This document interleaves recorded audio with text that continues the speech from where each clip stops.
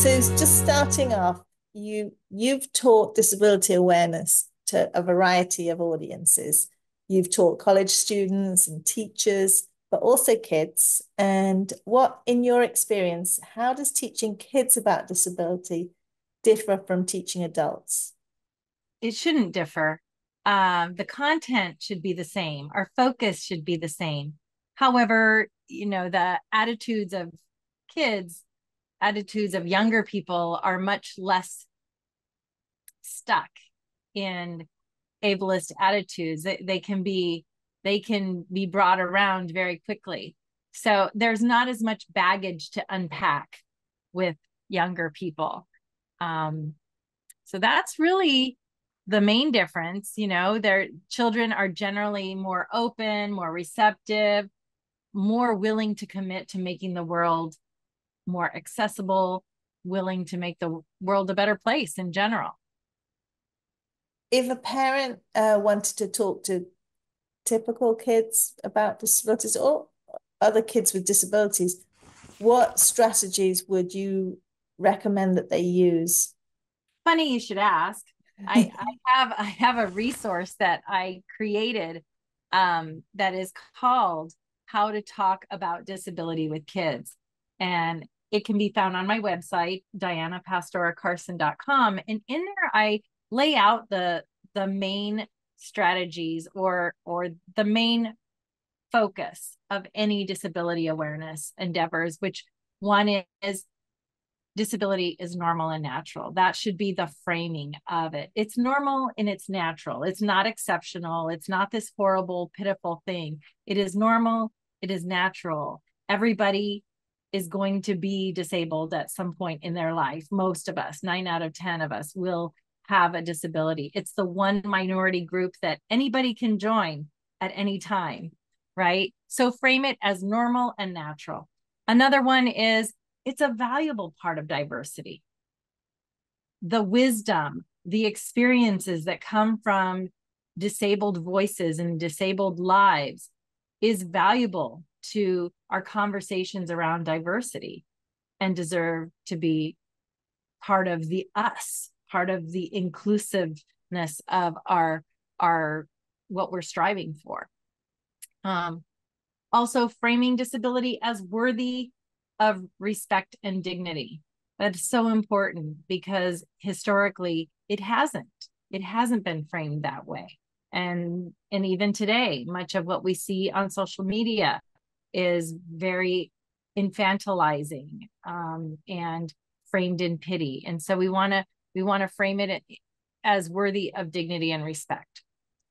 Also framing disability from the perspective that people are more disabled by societal responses to disability, through ableist attitudes, through lack of access and lack of inclusion, than they are disabled by their physical or mental or developmental disabilities or limitations. Okay, so framing it that way, that it's the social model of disability, saying that people are disabled by their environments and other people's attitudes rather than how they were born or a disability that they've acquired. Okay.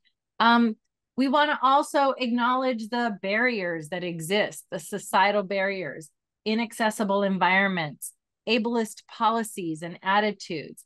And those are what people are overcoming, instead of saying, oh, I admire you because you're overcoming your disability. It's not about overcoming the disability. I mean, there may be some aspects of that ring true for some people, but in general, people are overcoming all the barriers that exist in their lives to having life quality, to having access to education, access to healthcare, access to housing, access to employment. I'm talking about, as they get older, as people age in the disability community, they find these barriers that are very pronounced in their lives. And so we want to always acknowledge societal barriers as what needs to be overcome. Never framing disability as inspirational. People with disabilities don't exist to inspire us. They're living their lives. Stella Young has a wonderful TED Talk called "I'm Not Your Inspiration, Thank You Very Much." And in it, she talks about, there's this meme that says, no, the only disability in life is a bad attitude. And she says it so well. She said, if I'm in front of, she uses a wheelchair, or used a wheelchair, may she rest in peace and power. She used a wheelchair, and she said, no amount of staring at and smiling at this flight of stairs is going to make it accessible, make me any less disabled. My attitude has nothing to do with whether I'm disabled or not, or have access or not. And so that's something to always remember. All right, another thing is, never frame disability as tragic, something we should feel pity for, or something we should be thankful that we are not. I have actually heard a parent say to a student, aren't you glad you don't have to use a wheelchair? And that's a message we don't want to send, you know. That student is going to forever remember that, and then it's going to be perpetuated among peers and community members who have disabilities, who don't need that ableism in their life. Additionally, when we're doing, and that was at a disability awareness event, mind you. Okay. And then another thing is to never use euphemisms for the word disability, as if the word disability is this terrible thing, that disability is a terrible thing. And by euphemisms, I mean words that make it seem not quite as bad as people think it is, such as handicapable, or differently abled, or special needs, or exceptional, or special. All those things we use because we're so uncomfortable with the word disabled. Disability is not a bad word. Use it. There's no need to replace it with euphemisms. Use it respectfully.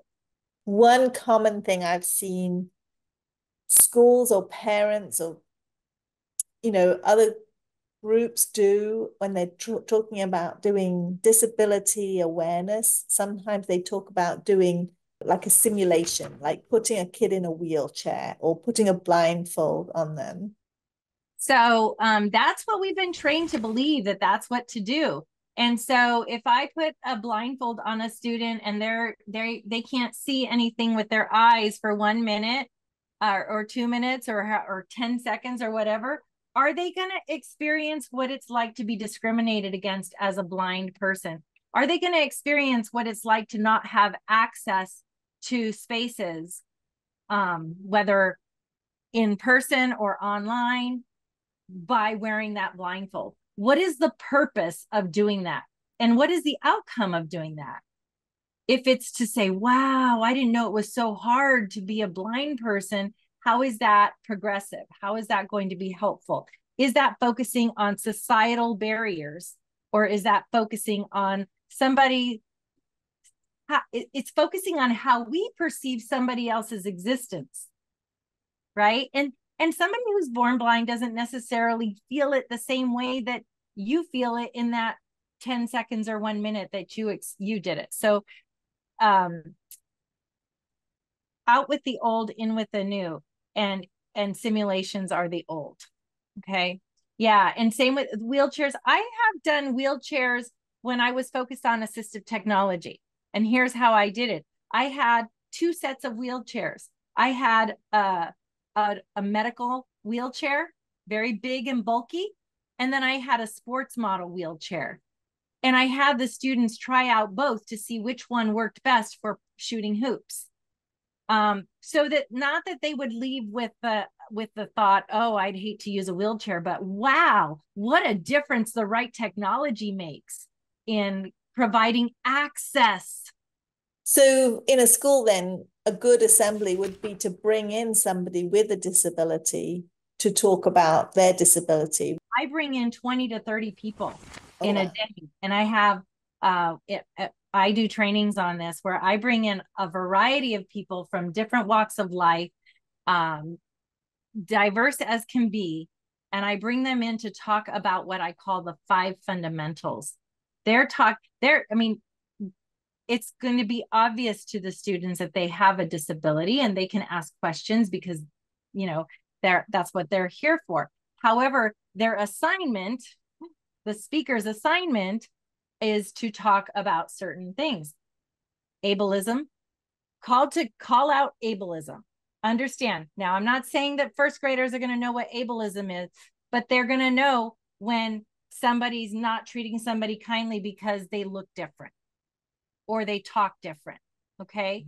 So we can talk about it that way. Talk about access and inclusion. Everybody has access needs. Not everybody is able to access our school environment. Not everybody is able to access the playground. Not everybody is able to access the online forum. Not everybody is able to, all these different ways that a game, or access the crayon box, or whatever it is, access friendship, or communication. Those are important things for students to start thinking about early on. What does my friend not have access to that I do? How am I privileged? Okay, so access is important. Assistive technology. Students can think, wow, this person would have more access to the same things that I have access to if they had this kind of assistive technology. And they're supposed to talk about disability history, disability rights, and disability justice. I never learned it until I was teaching a college course and had to learn it, because I never learned it in my special education master's program. I never learned it in high school. Disability rights is a civil rights issue. And yet it's not in our textbooks. It's not in our curriculum. And so we need to put it out there, which is why I wrote a children's book about it. It is so important. And then the 5th category that they are talking about is respectful language. So those are the things that are the focus. When we keep our focus on those things, and they're telling their stories, but they're weaving in these topic areas, that's how we're going to see the world become a better, more accessible, more inclusive place. That's how we're going to see our schools, our educators, the students in our schools understand their role, our role in disabling people or empowering people. For very young children, like maybe 1st grade, 2nd grade, can they really understand these quite complicated concepts? We're not necessarily going to use all those words, and we're not necessarily going to use all those topics at once with the students, but if they have it throughout the year and it spirals, or if they at least have it once a year and it spirals, then they will get it. With my younger students, I've always, especially with my kindergartners and preschool and 1st grade, would always take advantage of my friends, not take advantage, but I would always invite my friends who are blind or have low vision and who have a service dog, because the students love to have the dog. And so then they would share stories about being out, they could talk about how their dog provides them access to environments, and touching on ableism, how some people have not respected that this dog is a working dog and they've gone up to pet the dog without asking permission. And those are some things that are not helpful, right? And so that person understands that you're talking to younger children right now. I find people who I trust that they know how to talk to younger children and know how to frame ableism in a kid-friendly manner, or know how to frame assistive technology in a kid-friendly manner, or access and inclusion in a kid-friendly manner. Okay. If a parent wanted to do something on a kind of minor scale, like just going in and talking to the class, what some people might worry that it might backfire. Is there some pitfalls of the disability awareness that you could make things worse by having a misguided approach, do you think? Absolutely. Yes, you can make it worse. You can perpetuate what we're already doing. For years, I was doing the simulations and I was doing everything. I didn't realize I was doing it all wrong. It wasn't until I started teaching a disability studies class at the college level and started reading and listening to disabled voices that and learning about disability studies, that I realized I'm doing this all wrong. No wonder no wonder there's so much resistance to inclusion. No wonder we have bullying in schools. We're doing this all wrong. We need to have children understand that people have needs. It's normal to have needs. Everybody has different needs, whether disabled or not.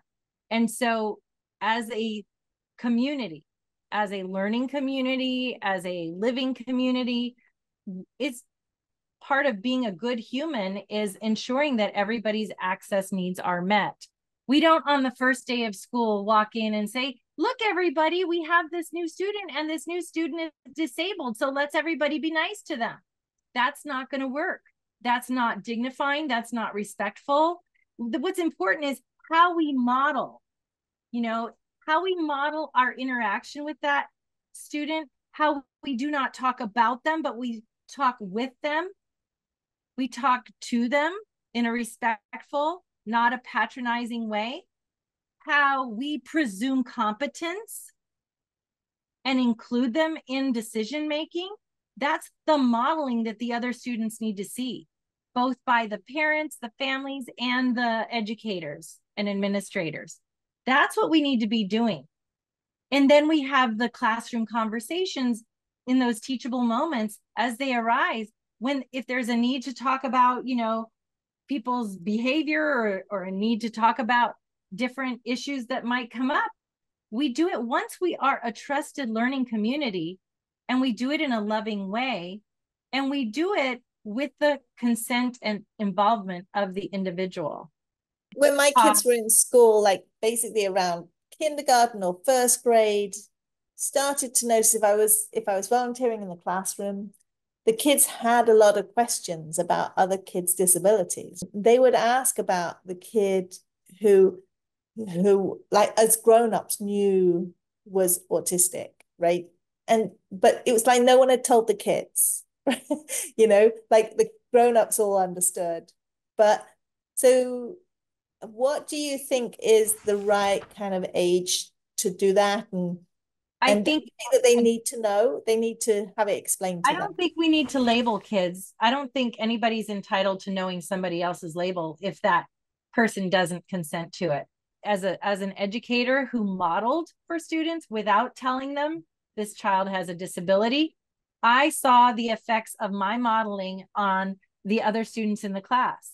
And I didn't just do it for the kid with a disability label, a diagnosis. I did it for all students. And I think that needs to start as early as, birth. we just need to model kind, accepting, inclusive ways of being. What would you do in a situation where you're in the classroom and they bring up a different class member's disability? Say you were talking about disability and they asked about another child. In that situation, you can't talk about another child either, right? It's really important that we don't do that. That if there's a behavior or an issue that is happening, but we're not talking about a disability, we can talk about specifics and how to meet everybody's access needs. If let's say there's a situation where somebody is being too physical with somebody else, a child with a disability is being too physical. Well, we're not talking about the disability. We are talking about the action and the access needs of the rest of the students for safety, and wanting to be affirmed. We can talk about that. And we talk about that not necessarily whole class, but we bring the two students together and we have an intimate conversation about how can we resolve this issue? How can we make sure that both of your needs are met right now? Not necessarily using that language, but that is the goal. Meeting both students. Maybe one student needs some more attention right now, and maybe the other one needs to just know that they are valued and loved as well, and they will be protected. are the questions about disability that kids might ask that parents should kind of be prepared for? Well, one of the things that students ask is what's wrong with him or her? What's wrong with them? And so yeah, when that happens, nothing's wrong. Everybody's different. Everybody's different. Not we don't necessarily need to focus on that individual, but say everybody's different. Some people have legs that walk, and some people have wheels that roll. Some people communicate through typing or pointing. Some people communicate through spoken words. Some people, just going over that it's normal and natural to have these differences. So, nothing's wrong. That would be the response. Nothing's wrong. So recommending books to use with kids. You've written a kid's book about disability awareness or beyond awareness. Would that be a good book to read in a classroom or? So I have a children's book called Ed Roberts, Champion of Disability Rights. And that's because when I was teaching third grade, we were doing these American hero projects and students were picking. I really wanted it to be a diverse group of American heroes.